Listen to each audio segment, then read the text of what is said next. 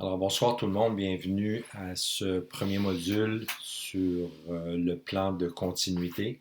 Alors, avant de commencer avec le matériel, je voulais juste expliquer brièvement comment on va fonctionner là, pour le reste de la session. Alors, je vous avais déjà envoyé une note plus tôt cette semaine là, qui indiquait un petit peu le processus.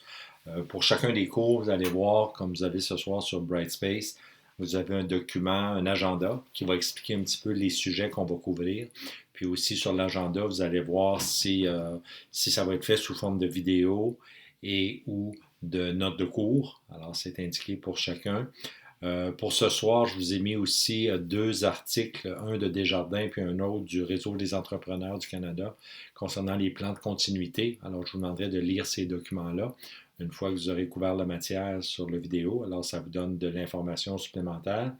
Vous avez aussi une copie du chapitre 7 du livre Core Concept. Alors ça, je vous avais demandé de lire ce chapitre-là. Je n'allais pas passer de temps sur ceux-ci. Par contre, si vous avez des questions, on pourra regarder ça la semaine prochaine.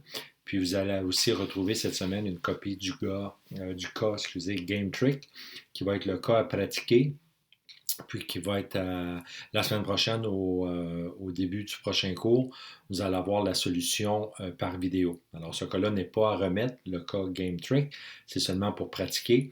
La semaine prochaine, je vais vous mettre le cas qui, lui, va être à remettre au cours suivant, qui va être le dernier cours, là, le mercredi 1er avril. Ça va? Alors, concernant la matière ce soir, alors, le premier item à l'agenda que vous avez, c'est sur le plan de continuité. Alors, vous allez avoir quelques modules là-dessus. Alors, pour chacun des cours, vous allez voir, je vais vous mettre les modules en ordre chronologique. Alors, dépendamment de la matière à couvrir, vous allez peut-être avoir un, deux, trois, cinq modules. Alors, juste vous assurer que vous les écoutez dans l'ordre chronologique. Alors, concernant le plan de continuité, alors c'est quoi le plan de continuité? Alors, j'ai déjà fait allusion dans d'autres cours. Alors, c'est simplement un document qui doit être préparé par la haute direction d'entreprise pour prévoir la marche à suivre dans le cas où l'entreprise subirait un sinistre qui pourrait soit limiter en partie ses opérations ou qui pourrait empêcher complètement le fonctionnement normal de ses activités. Alors, ce plan de continuité-là, normalement, il va être sous la responsabilité d'un membre de la haute direction. Alors, logiquement, ce serait soit le vice-président ou le vice-président exécutif du groupe informatique qui aurait l'autorité ultime de revoir l'ensemble du plan de continuité qui a été mis en place et de donner son approbation. Normalement, cette personne-là, ce qu'elle va faire, elle va déléguer la responsabilité au directeur du groupe informatique de mettre en place cet outil-là. Le directeur du groupe informatique, par la suite, va communiquer avec les directeurs de chacune des unités à l'intérieur de l'entreprise ou chacun des départements, leur demandant de développer un plan détaillé de continuité de leurs opérations.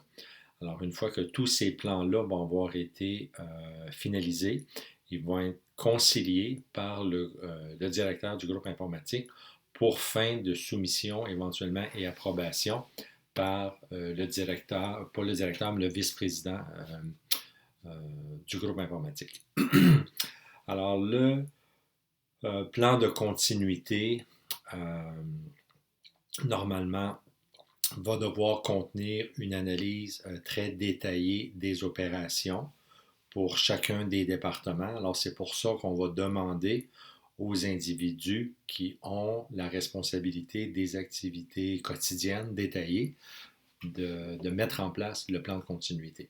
Alors, le directeur du groupe informatique va fournir des indications précises à chacun des départements sur la façon de développer le plan de continuité et s'assurer qu'un format standard est suivi par l'ensemble des intervenants.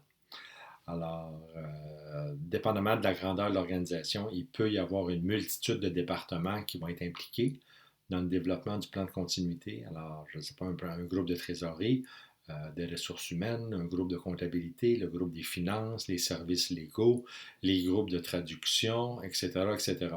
Alors, chacun de ces groupes-là va devoir développer son propre plan. Okay? Euh, Ce qu'on va retrouver normalement à l'intérieur de chacun des plans, ça va être d'abord une description détaillée de leurs activités, le mandat de chacun de ces départements-là. Euh, le plan de continuité va normalement faire la liste de tous les membres du département concerné. Alors, disons, pour les fins de l'exemple ici, on va utiliser le même.